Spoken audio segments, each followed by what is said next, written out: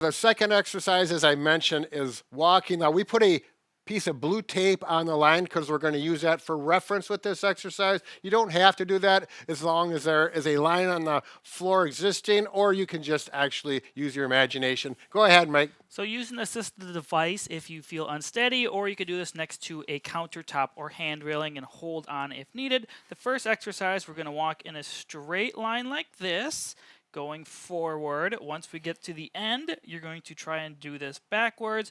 Try to overlap your feet like this, not have a wide base, but a narrow base of support. If this seems easy for you, you can make it more challenging by actually walking the line like a tightrope, doing the same exact formation going forward. I should say direction, not formation. And then backwards. So roughly 10 feet if you have the space available to you. That's the first option. And that one, actually, you're thinking about touching your heel to your toe. Just makes it a little more challenging, works your proprioception. That's not important. And the next exercise for working on balance is going to be stepping sideways. Again, hold on to support as needed. You're going to bring your feet apart and then touch them together.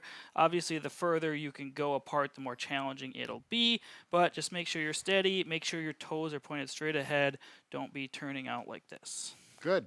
Okay, just to repeat, the second week you're going to do this exercise plus the sit to stands, and then you retest just like we had mentioned before. Write your score down, and we should be showing progress from week to week. Now let's go to the third exercise. Okay, now the third exercise is probably one of the most challenging one. It actually works with tuning in your vestibular system with your ears that allows you to balance, and your vision, and balancing on one leg. It's very important. So take your time with it. Stand in a corner. Mike, go ahead. So this is going to be similar to the single leg balance test. You're actually just going to work on standing on one leg. Again, I'm in the corner. That way if I tip over, I'm just touching a wall. You can place a chair or cane in front of you, something to hold on to.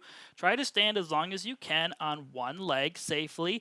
Make sure to switch and do 3 sets on each leg. You could try to make a goal of 3 sets of 30 seconds. If that seems challenging, just start where you can start. Hold up like this. If you want it to be more challenging, lift this leg higher up. It's going to make it harder. And another way to make it harder is to visually move your head and not look at your feet. This adds a whole new dimension to your vestibular system. That's right. So, and if that gets too easy, again, you can use your cushion or your Pete's Choice, whatever you want. That is pretty advanced. I think most people probably won't get to that unless you're younger and pretty mobile and agile.